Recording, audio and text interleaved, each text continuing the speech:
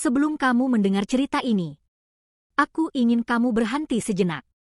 Tarik napas, dan bayangkan. Bagaimana rasanya diceraikan bukan karena selingkuh, bukan karena berkhianat, tapi hanya karena belum diberi anak?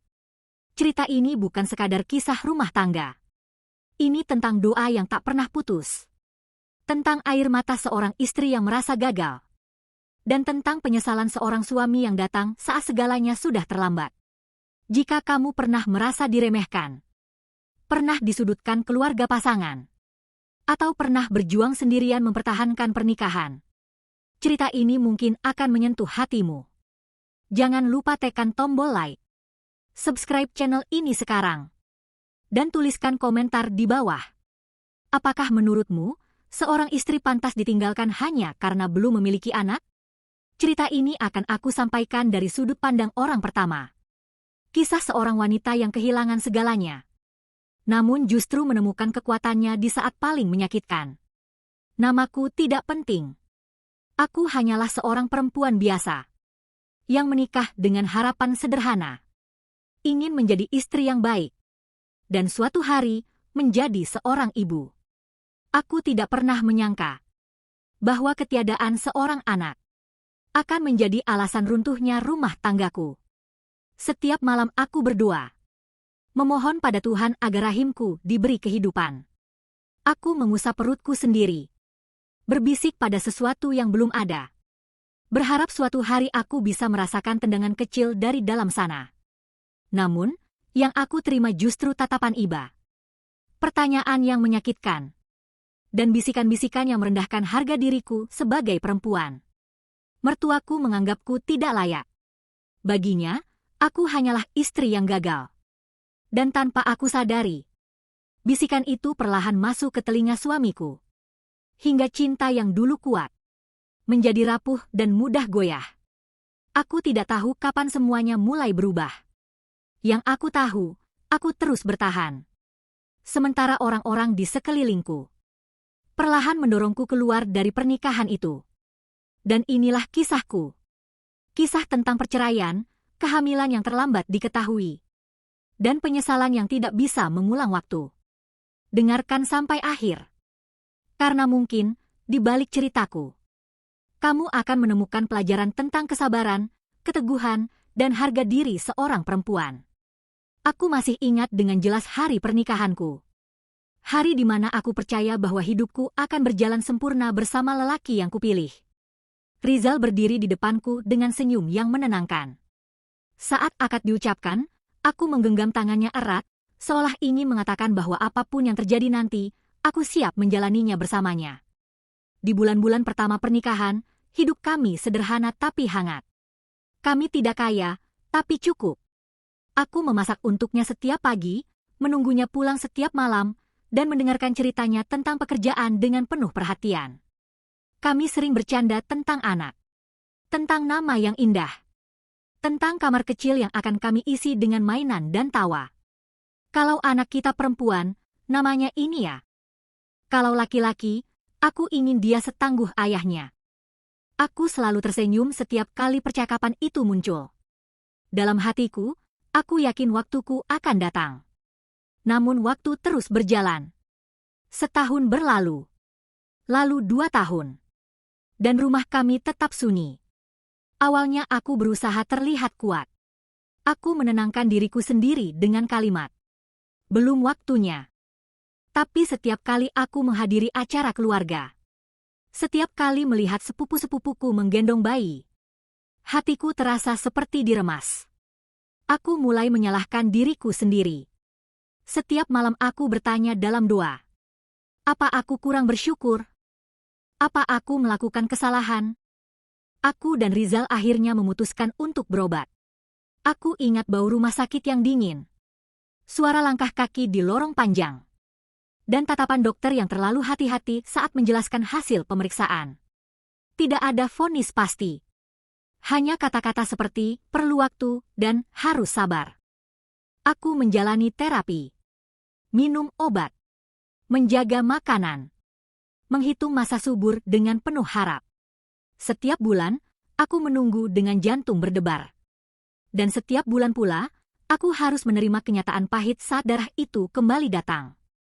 Aku menangis diam-diam di kamar mandi, menggigit bibir agar tidak terdengar. Aku tidak ingin Rizal melihatku hancur. Di depannya, aku tetap tersenyum. Aku berkata, "Tidak apa-apa, kita coba lagi." Rizal memang masih terlihat sabar. Ia memelukku dan berkata, "Aku menikahimu bukan cuma karena anak." Kalimat itu menjadi sandaranku. Aku percaya padanya sepenuh hati.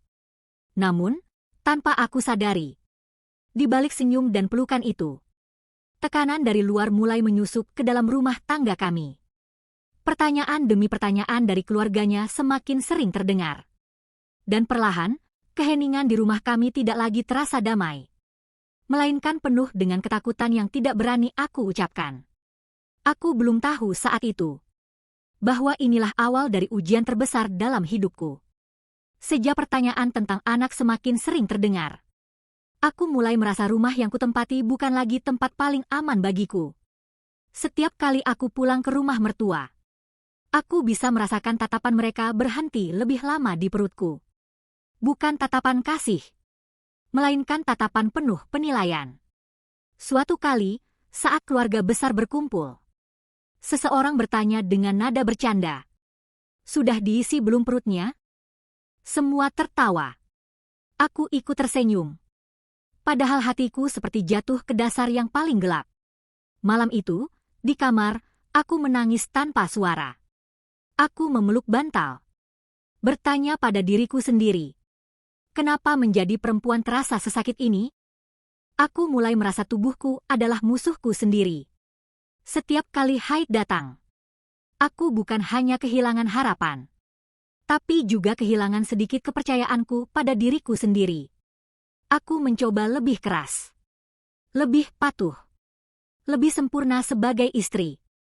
Aku bangun lebih pagi, menyiapkan semua kebutuhan Rizal, menjaga sikap agar tidak membuat kesalahan sekecil apapun. Aku takut jika suatu hari dia menyadari bahwa aku bukan istri yang ia butuhkan. Namun perubahan itu tetap datang. Rizal mulai sering melamun. Tatapannya kosong saat makan bersama. Kadang ia menjawab singkat, kadang memilih diam terlalu lama. Aku tahu ada sesuatu yang mengganggunya, tapi aku tidak berani bertanya. Aku takut jawabannya akan menghancurkanku. Suatu malam, aku mendengar percakapan teleponnya. Ia tidak tahu aku terbangun. "Iya, Bu, aku juga capek." "Aku ngerti maksud Ibu." Kalimat itu terus terngiang di kepalaku. Aku tidak mendengar seluruh pembicaraan, tapi nada suaranya cukup membuat dadaku sesak. Aku sadar, aku tidak sedang berjuang sendirian melawan takdir. Aku juga sedang berjuang melawan pendapat orang-orang yang ingin menggantikanku. Malam itu aku bersujud lebih lama dari biasanya. Air mataku jatuh membasahi sajadah. "Tuhan, jika memang aku diuji dengan kesabaran, tolong jangan ambil suamiku dari sisiku." Aku tidak tahu bahwa doaku malam itu tidak akan dikabulkan seperti yang kuharapkan. Karena tanpa kusadari, di saat aku masih berjuang mempertahankan pernikahan ini, ada keputusan besar yang perlahan disiapkan, tanpa melibatkanku sama sekali. Dan dari sinilah, kisahku mulai berjalan menuju luka yang paling dalam. Aku mulai menyadari perubahan itu bukan hanya perasaanku. Sesuatu benar-benar sedang terjadi di belakangku. Ibunya Rizal kini lebih sering datang ke rumah kami. Datangnya bukan lagi membawa senyum hangat, melainkan wajah tegang dan nada bicara yang dingin. Setiap kalimatnya terdengar seperti nasihat, namun sebenarnya adalah tuduhan. Istri itu amanah, tapi kalau tidak bisa menjalankan tugasnya, suami berhak mencari jalan lain. Aku hanya menunduk. Tanganku bergetar saat menyeduhkan teh.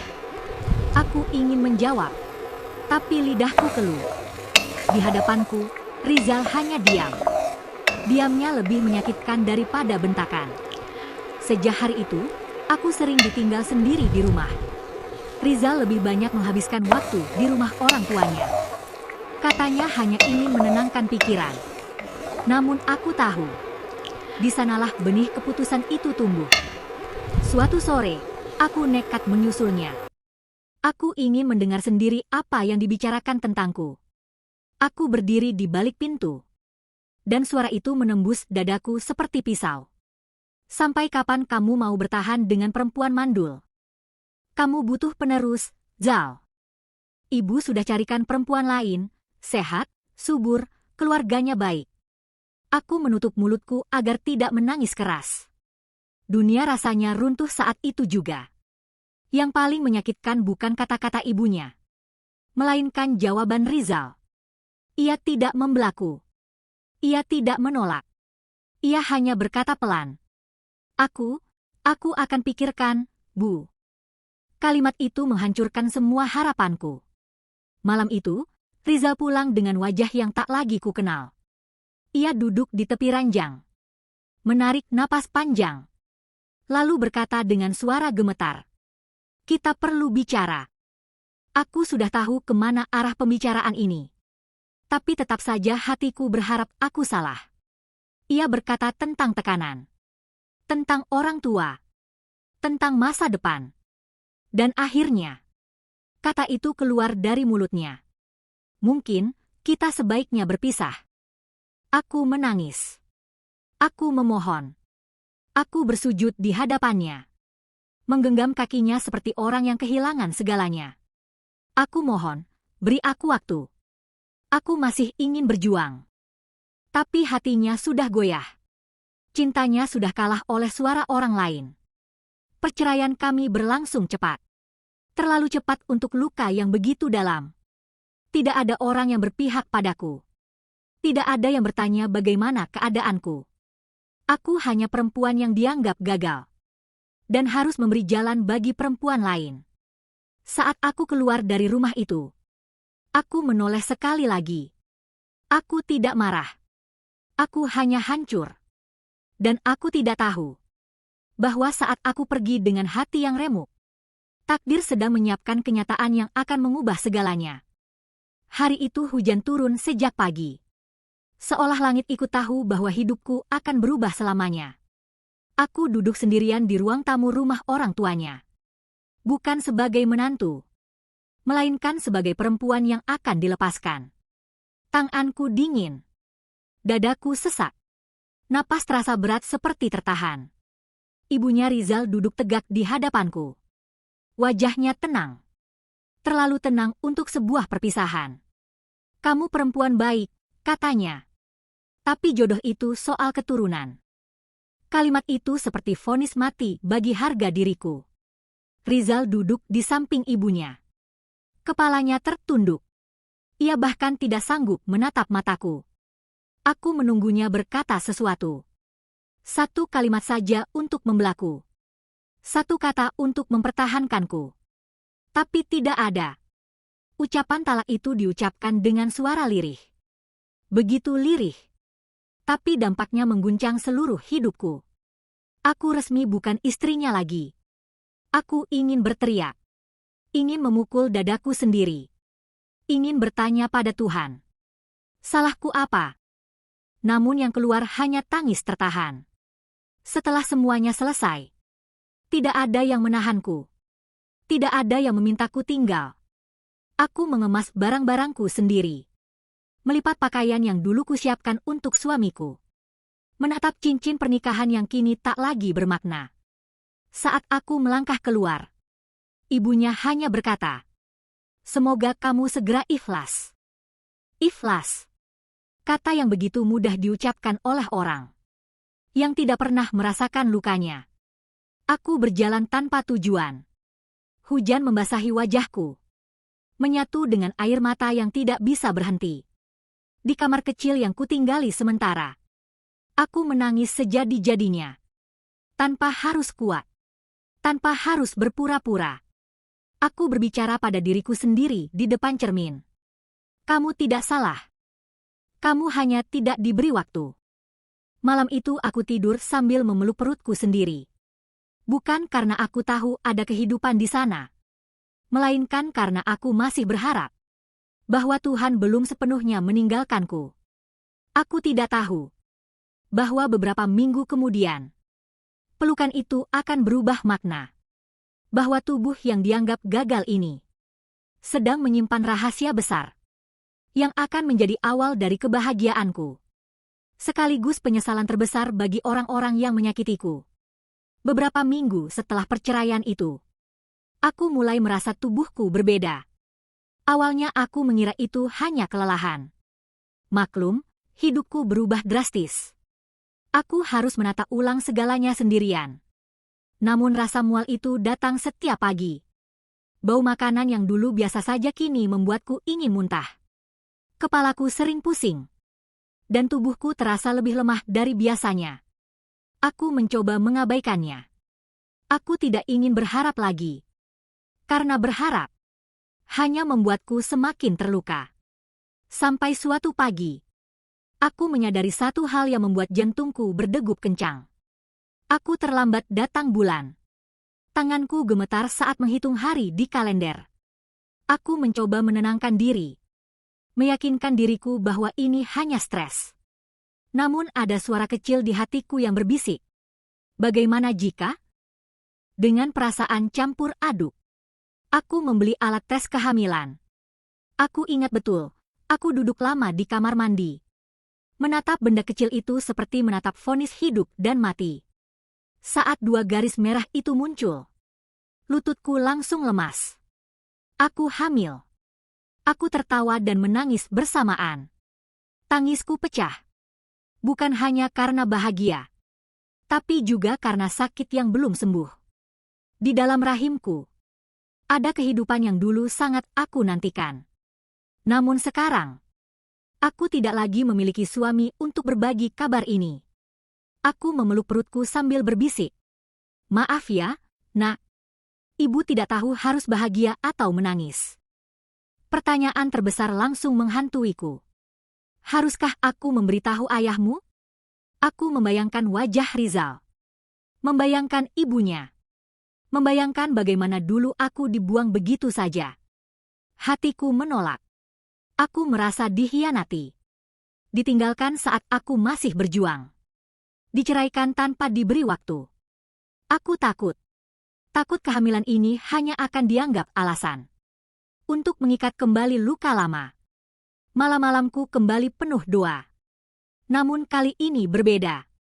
Tuhan, jika Engkau menitipkan anak ini padaku, aku akan menjaganya sendiri. Aku memutuskan tidak memberitahu siapapun. Tidak pada Rizal. Tidak pada keluarganya. Aku ingin melindungi anakku dari rasa tidak diinginkan. Aku mulai menjalani kehamilan dalam diam. Kontrol sendiri. Menangis sendiri. Bahagia pun sendiri. Setiap kali aku merasakan mual, aku mengingat bagaimana dulu aku dicap tidak mampu. Setiap kali aku menyentuh perutku yang mulai membesar, aku berkata pada diriku sendiri, tubuhmu tidak rusak. Kamu hanya diuji. Aku tidak tahu bahwa keputusanku menyimpan kabar ini akan menjadi alasan baru bagi Rizal untuk merasa dikhianati di kemudian hari. Namun saat itu, yang kupikirkan hanya satu. Aku akan menjadi ibu yang kuat, meski tanpa seorang suami di sisiku. Hari-hari kehamilanku kulalui dalam sunyi. Tidak ada tangan suami yang mengelus perutku. Tidak ada tanya, sudah minum obat? Atau, bagaimana keadaanmu hari ini? Aku menelan semuanya sendiri. Setiap kali aku melihat pasangan lain memeriksakan kandungan bersama, dadaku terasa sesak. Aku menunduk, berpura-pura sibuk dengan ponsel, agar air mataku tidak jatuh di ruang tunggu klinik. Di malam hari, saat mual datang dan tubuhku menggigil, aku hanya bisa memeluk perutku erat-erat. Nak, meski ayahmu tidak tahu tentangmu, kamu tidak sendirian. Ibu ada. Aku berbicara pada bayi yang belum pernah kulihat wajahnya, seolah ia bisa mendengarku. Ada malam-malam ketika pikiranku goyah. Aku hampir menghubungi Rizal. Nomornya masih tersimpan di ponselku. Jari-jariku sempat mengetik pesan panjang. Lalu ku hapus lagi. Aku teringat hari aku diceraikan. Tatapan kosongnya. Diamnya yang membunuh. Hatiku menutup diri kembali. Aku takut jika kehadiran anak ini hanya akan dianggap bukti bahwa aku berbohong. Bukan bukti bahwa aku pernah berjuang. Kehamilan ini seharusnya menjadi momen paling membahagiakan. Namun bagiku, ia datang bersama rasa takut kehilangan yang terus menghantui. Aku takut tidak mampu. Takut salah. Takut anakku nanti bertanya, "Di mana ayahku?" Setiap ketakutan itu kumasukkan ke dalam doa. Tuhan, jadikan aku cukup kuat untuk anak ini. Saat perutku mulai membesar, aku mulai berdamai dengan keputusanku.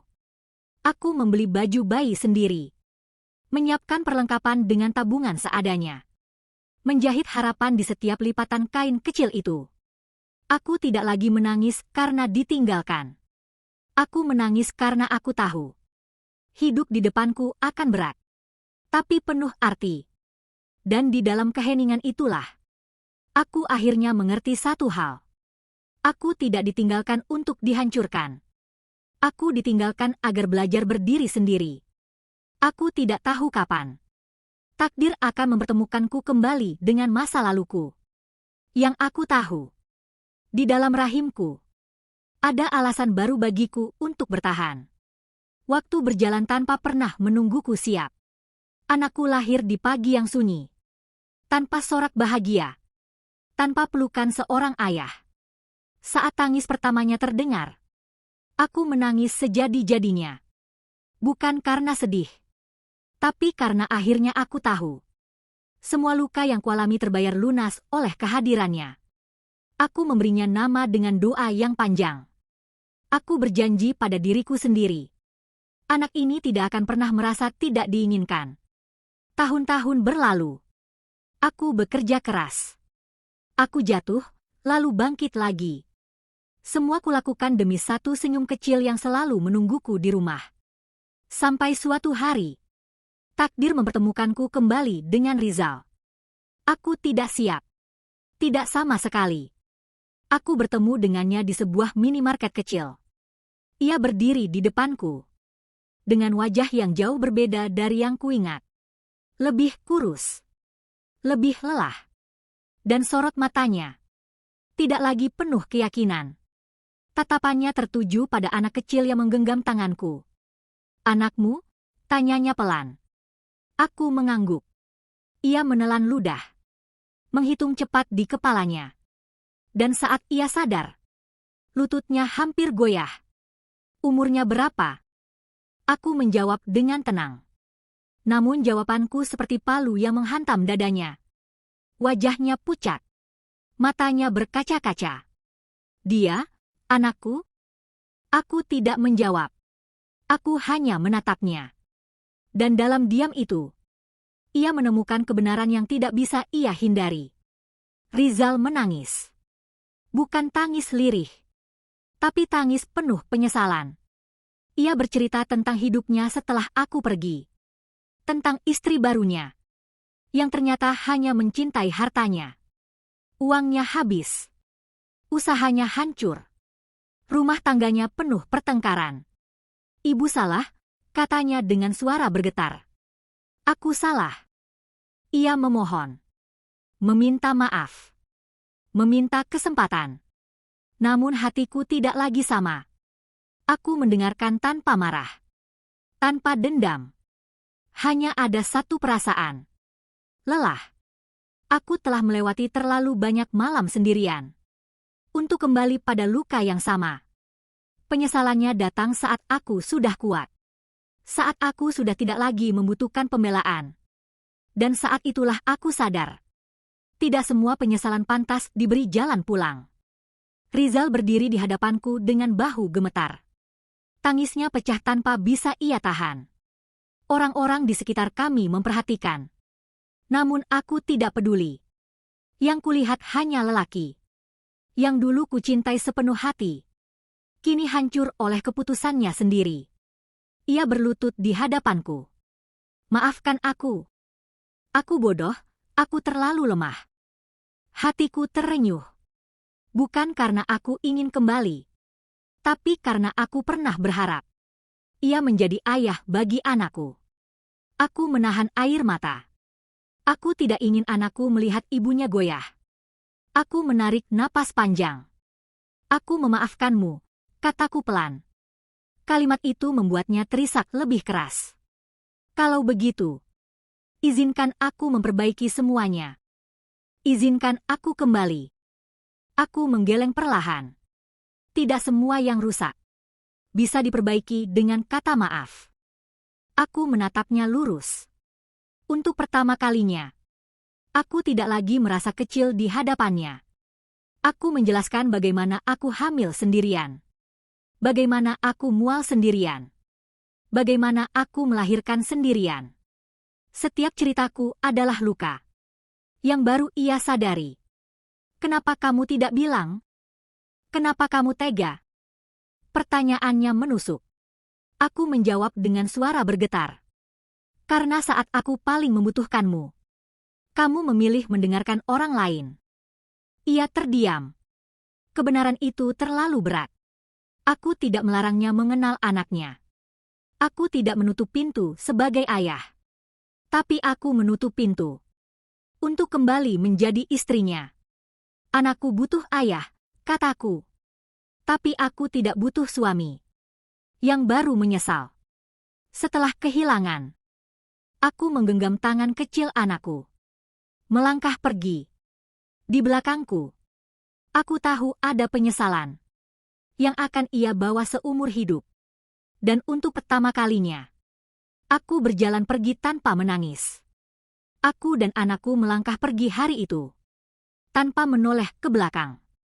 Bukan karena aku membenci masa lalu, tetapi karena aku sudah berdamai dengannya. Malam itu, setelah anakku tertidur pulas, aku duduk sendirian di samping ranjang kecilnya. Kupandangi wajah polos itu lama sekali. Anak ini lahir dari air mata, tapi tumbuh dari cinta yang tidak pernah setengah-setengah. Aku teringat semua luka yang pernah kualami. Diceraikan tanpa diberi waktu. Direndahkan karena rahimku dianggap kosong. Ditinggalkan saat aku masih berharap. Namun kini aku mengerti. Semua itu membentukku menjadi perempuan yang lebih kuat. Rizal beberapa kali mencoba menghubungiku. Ia ingin bertemu anaknya. Aku mengizinkan. Dengan satu syarat. Ia datang sebagai ayah. Bukan sebagai laki-laki yang ingin kembali menguasai hidupku. Aku melihat perubahan di matanya. Setiap kali menatap anak kami. Ada cinta. Ada sesal. Tapi tidak lagi ada hak untuk menuntut. Aku tidak dendam. Aku hanya belajar memberi batas. Suatu sore, saat aku duduk di taman bersama anakku, aku berkata dalam hati, aku tidak gagal sebagai istri. Aku hanya terlalu sabar pada orang yang salah. Aku tidak lagi mendefinisikan kebahagiaanku dari status pernikahan. Kebahagiaanku kini berlari kecil di depanku. Tertawa tanpa tahu betapa keras dunia pernah menyakiti ibunya. Jika suatu hari anakku bertanya tentang ayahnya, aku akan berkata jujur. Tanpa kebencian. Tanpa dendam. Karena aku ingin ia tumbuh. Tanpa mewarisi luka yang bukan miliknya. Kini aku tahu. Perempuan tidak hancur karena ditinggalkan. Ia hancur jika berhenti percaya pada dirinya sendiri. Dan aku akhirnya memilih diriku. Memilih ketenangan. Memilih masa depan yang dibangun.